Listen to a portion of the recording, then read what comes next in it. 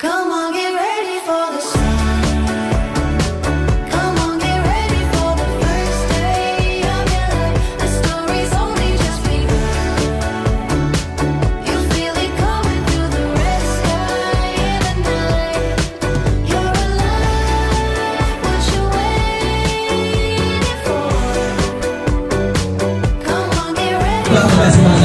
Alright, sir, Daddy Jason and Mommy Genevieve, what will be your feedback and testimonial regarding for my hosting? Take it away, sir, Daddy Jason. So, Stanley is a very good host. We enjoyed a lot, and the energy that he's giving to the show is like fantastic. So he's recommendable for everyone. So sa mga mommies and daddies dyan na yung mga kids nyo nag-enjoy, what are you waiting for? Book your slot now.